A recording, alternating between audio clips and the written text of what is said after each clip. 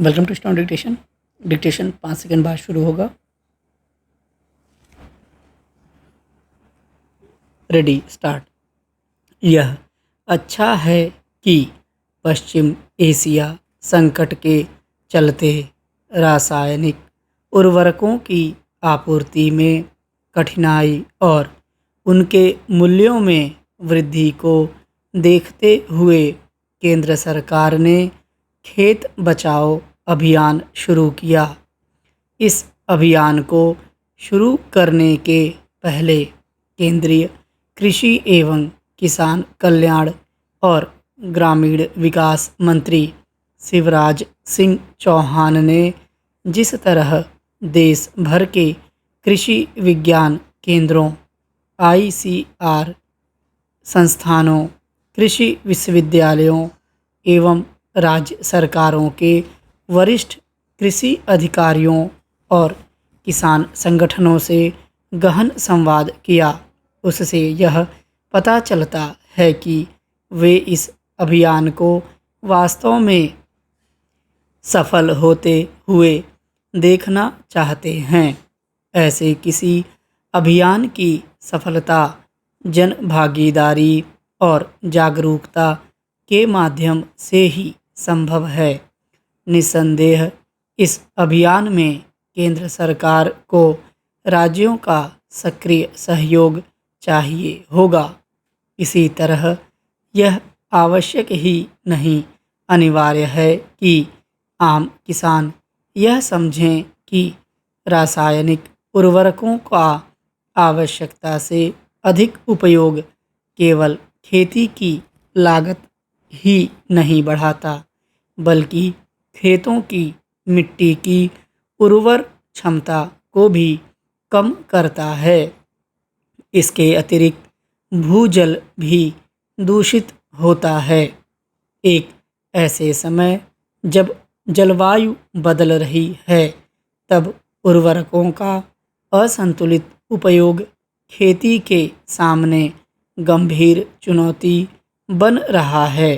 समस्या यह है कि औसत किसान यह समझ नहीं पा रहे हैं कि उर्वरकों का ज़रूरत से ज़्यादा इस्तेमाल अंततः उनके लिए घाटे का सौदा ही सिद्ध होता है, क्योंकि प्रारंभ में फसल तो अच्छी होती है, लेकिन समय के साथ खेतों की मिट्टी दूषित हो जाने के कारण उपज प्रभावित होती है।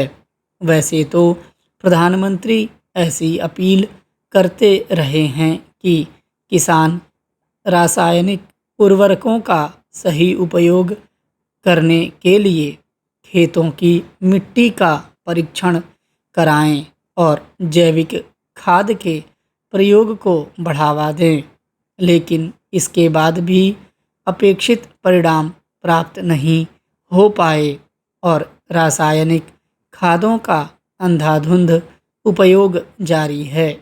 इसका एक कारण उर्वरकों पर दी जाने वाली सब्सिडी भी है। एक आंकड़े के अनुसार वित्त वर्ष 2026-27 में सरकार ने 1.7 लाख करोड़ रुपए उर्वरक सब्सिडी पर खर्च किए। इस वर्ष यह खर्च कहीं अधिक बढ़ने के आसार हैं, क्योंकि अधिकतर उर्वरकों का आयात किया जाता है और अमेरिका ईरान तनाव के चलते अंतर्राष्ट्रीय बाजार में उनके मूल्य बढ़ते जा रहे हैं। उर्वरक मंत्री जेपी नड्डा की माने तो जहां 2 बोरी उर्वरक के उपयोग की आवश्यकता होती है, वहां किसान 4 बोरी का उपयोग करते हैं। वास्तव में जब भी कोई वस्तु सब्सिडी के चलते कम मूल्य पर उपलब्ध कराई जाती है, तो उसका अनावश्यक उपयोग बढ़ जाता है।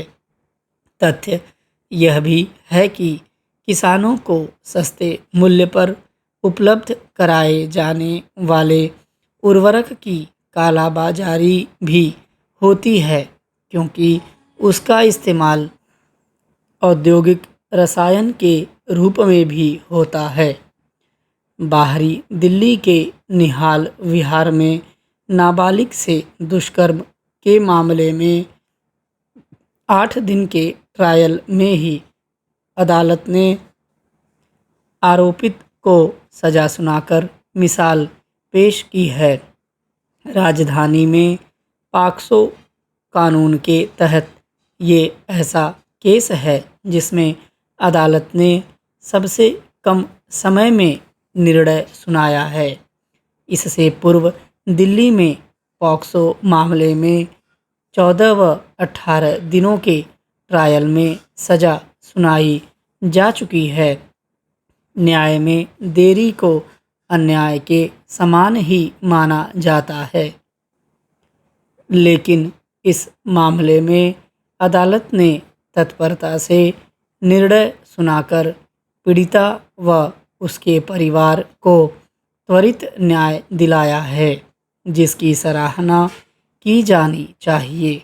यह इसलिए भी संभव हो सका क्योंकि इस क्षेत्र की पुलिस ने जांच पूरी कर मात्र 34 दिनों में ही आरोप पत्र दाखिल कर दिया। यही नहीं, जांच में वैज्ञानिक ढंग से सबूत एकत्रित किए गए कि अदालत को निर्णय करने में कोई असुविधा नहीं हुई। सिर्फ पॉक्सो मामले में ही नहीं, न्याय हर मामले में तत्परता से मिलना चाहिए। ये तभी संभव होगा जब पुलिस अपनी जिम्मेदारी ठीक ढंग से निभाए, अपराधी की धरपकड़ जल्दी हो और वैज्ञानिक तरीके से सबूत जुटाकर जांच जल्द से जल्द पूरी की जाए। यदि अपराधियों को तत्परता से सजा मिलने लगेगी तो लोगों में कानून का भय बढ़ेगा। स्टॉप।